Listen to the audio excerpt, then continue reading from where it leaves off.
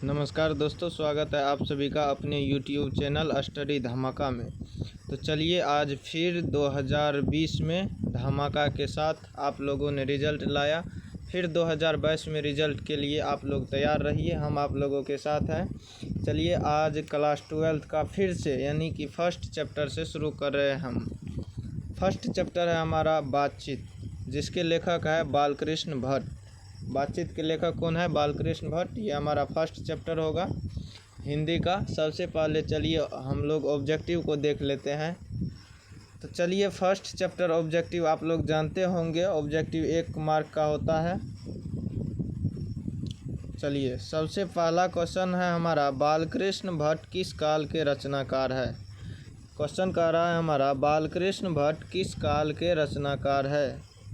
तो बालकृष्ण भट्ट आप लोग जानते होंगे आधुनिक काल के रचनाकार है। किस काल के रचनाकार है? आधुनिक काल के। बालकृष्ण भट्ट आधुनिक काल के रचनाकार है। एक का राइट आंसर हो जाएगा सी। चलिए अगला क्वेश्चन देखते हैं। अगला क्वेश्चन कह रहा है हमारा, बातचीत के माध्यम से बालकृष्ण भट्ट क्या बतलाना चाहते हैं? यहाँ तो होगा, द के बदले में तो होगा, प्रिंटिंग मिस किया है। बातचीत के माध्यम से बालकृष्ण भट्ट क्या बतलाना चाहते हैं? तो बालकृष्ण भट्ट जो बातचीत के माध्यम से, आप लोग अगर इस चैप्टर को पढ़े होंगे तो इसमें कहा गया है कि बातचीत के माध्यम से बालकृष्ण भट्ट बातचीत की शैली को बताना चाहते हैं कि मनुष्य को बातचीत की शैली क्या होना चाहिए, कैसे बातचीत करना चाहिए। तो 2 का राइट आंसर हो जाएगा बी। 2 का राइट आंसर क्या होगा? बी। बातचीत के माध्यम से यानी कि बातचीत शीर्षक के माध्यम से बालकृष्ण भट्ट बातचीत की शैली को बताना चाहते थे। 2 का राइट आंसर हो जाएगा बी। चलिए अगला क्वेश्चन देख लेते हैं। आप लोग कॉपी कलम अगर लेकर के नहीं बैठे हैं तो कॉपी कलम लेकर के बैठिए और नोट करते जाइए। चलिए अगला क्वेश्चन है हमारा, बालकृष्ण भट्ट का निवास स्थान कौन सा है? यानी कि क्वेश्चन को कहने का मतलब हुआ कि बालकृष्ण भट्ट का निवास स्थान कहाँ है। तो आप लोग जानते होंगे, बालकृष्ण अगर नहीं जानते होंगे तो जान लीजिए, बालकृष्ण भट्ट इलाहाबाद उत्तर प्रदेश के रहने वाले थे। 3 का राइट आंसर हो जाएगा बी। बालकृष्ण भट्ट कहाँ के रहने वाले थे? इलाहाबाद उत्तर प्रदेश के। चलिए अगला क्वेश्चन देखते हैं। अगला क्वेश्चन कह रहा है हमारा, बातचीत से यानी कि बातचीत का जो तरीका होता है उस बातचीत से मन किस प्रकार का हो जाता है?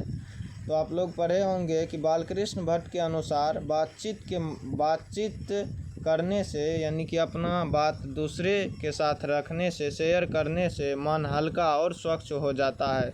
तो 4 का राइट आंसर हो जाएगा बी। बातचीत से मन हल्का और स्वच्छ हो जाता है। चलिए अगला क्वेश्चन देखते हैं। अगला क्वेश्चन कह रहा है हमारा, बालकृष्ण भट्ट ने किस पत्रिका का संपादन किया था? बालकृष्ण भट्ट किस पत्रिका का संपादन किया था? हिंदी प्रदीप नामक पत्रिका का संपादन किया था। 5 का राइट आंसर हो जाएगा सी, हिंदी प्रदीप। बालकृष्ण भट्ट हिंदी प्रदीप नामक पत्रिका का संपादन किया था। चलिए अगला क्वेश्चन देखते हैं।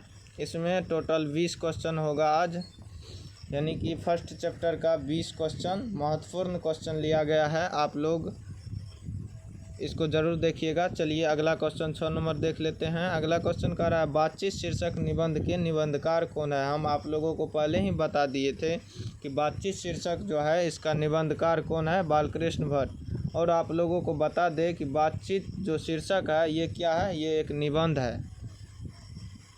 चलिए ये हो गया बातचीत शीर्षक निबंध के निबंधकार कौन है? बालकृष्ण भट्ट। 6 का राइट आंसर हो जाएगा सी। चलिए अगला देखते हैं।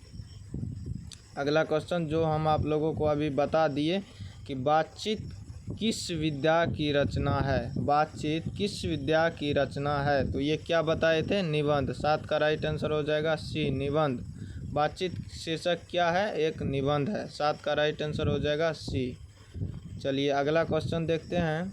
अगला क्वेश्चन कह रहा है कि एडिसन के अनुसार असल बातचीत कितने लोगों के बीच होती है?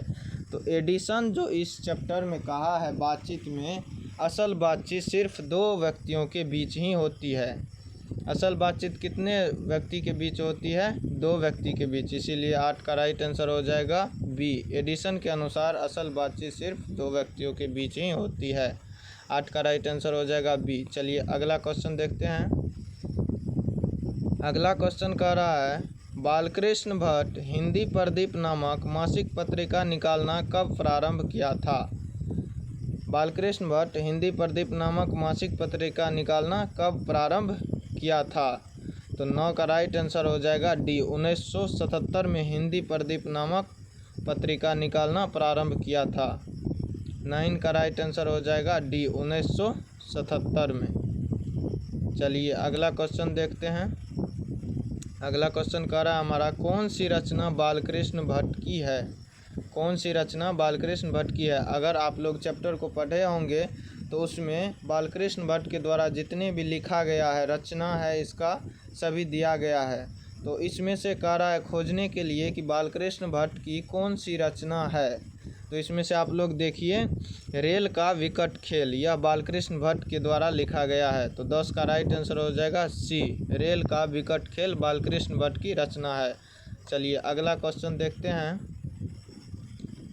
अगला क्वेश्चन कह रहा है हमारा बालकृष्ण भट्ट किस युग के निबंधकार है। बालकृष्ण भट्ट किस युग के निबंधकार है। तो 11 का राइट आंसर हो जाएगा बी भारतेंदु युग।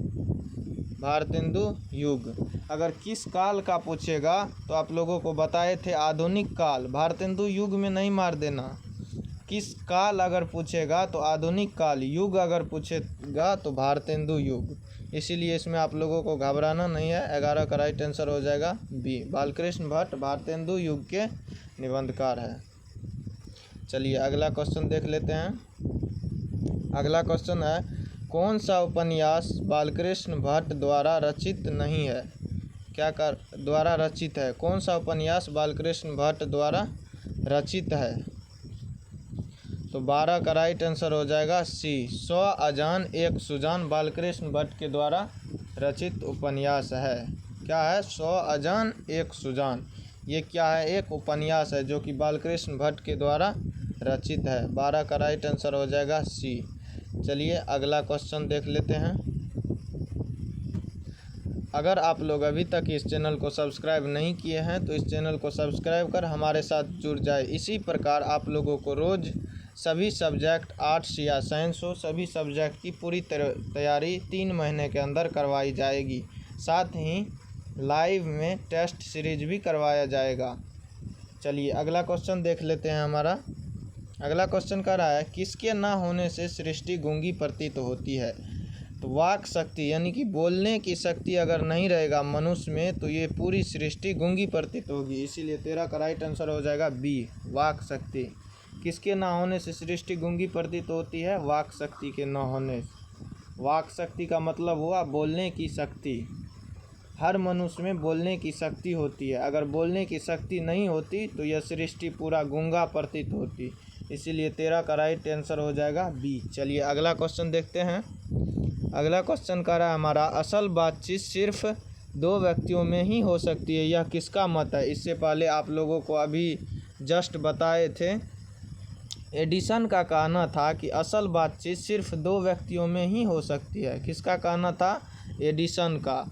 मत कहे या कथन कहे, यह कथन किसका है तो पर भी होगा एडिसन का। 14 का राइट आंसर हो जाएगा बी एडिसन का। असल बातचीत सिर्फ 2 व्यक्तियों में ही हो सकती है, यह एडिसन का मत था।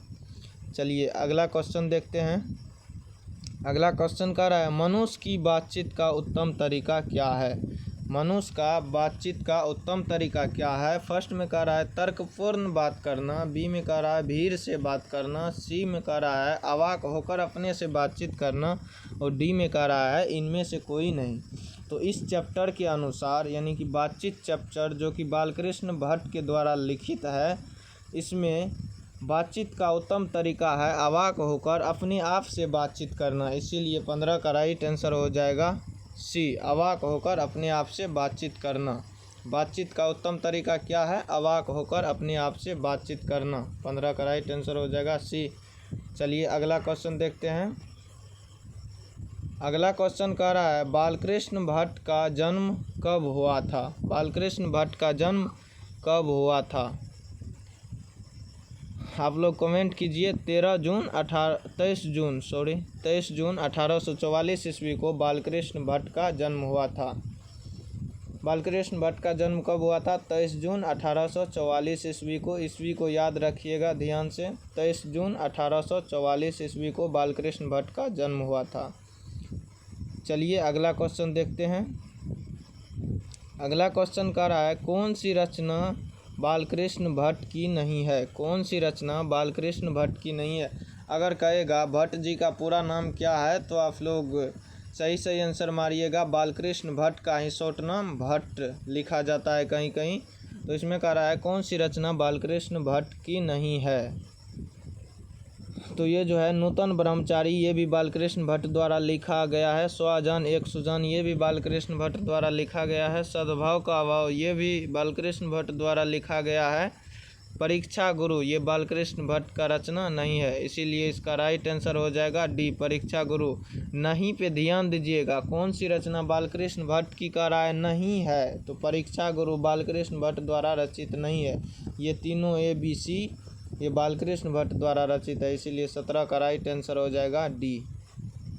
चलिए अगला क्वेश्चन देख लेते हैं। संवाद में सबसे महत्वपूर्ण क्या है? संवाद में सबसे महत्वपूर्ण क्या है?